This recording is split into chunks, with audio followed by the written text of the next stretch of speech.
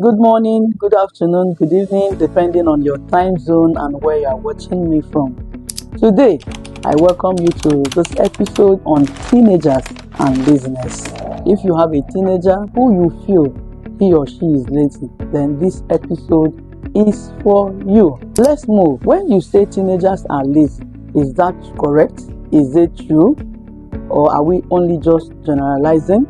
From my little experience with teenagers, I can categorically say that there is atom of truth in what parents say about teenagers being lazy. But I want us to understand as parents and adults staying with these teenagers that during adolescence, during the teenage years, young children go through significant physical, emotional, and cognitive changes that affect their motivation and energy level.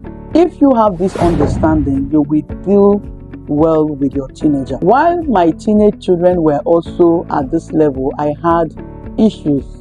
I thought they were just being lazy until I understood from this angle that they go through some changes in their lives that will affect their motivations and energy level. Let's look at some factors that contribute to laziness in teenage years. The first one is short-time pleasure. The brain reward system and motivation centers are still maturing.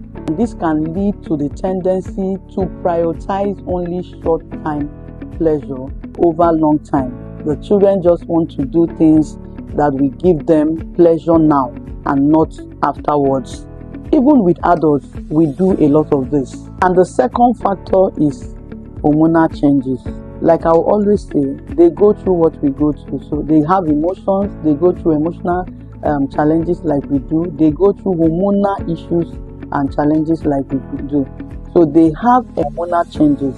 Things like their dopamine and serotonin that can impact on their mood and motivation and even their energy level. The third one is sleep deprivation. And many teenagers don't get enough sleep. Not anybody's fault anyway. You see, they tend to overdo things.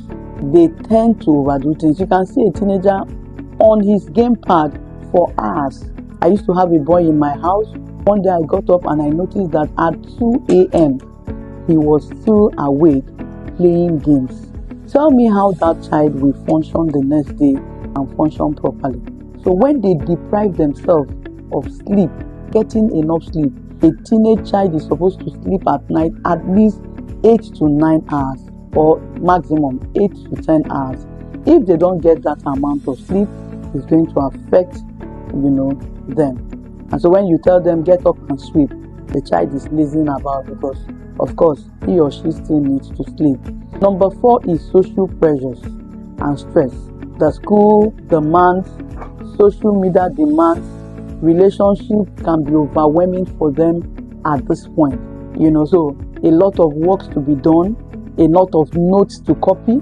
For instance, a child who does, let me say 10 subjects in a day and then has notes to copy, I tell you, that child cannot function properly. And so let me also speak to school owners here. Please, let's begin to note and begin to change the narrative. Why will a child copy 10 notes? What will it be used for? So let's look into that. Then lack of autonomy. When these children feel that they are contained, when they feel that they are being pressurized, when they feel that they are being policed, they are being monitored every step of the way, they monitor them. It can also lead to laziness. Then when their mental health is being affected, it can lead to laziness. In my next video, I will be showing you how to help your teenagers overcome laziness. Thank you and see you on my next.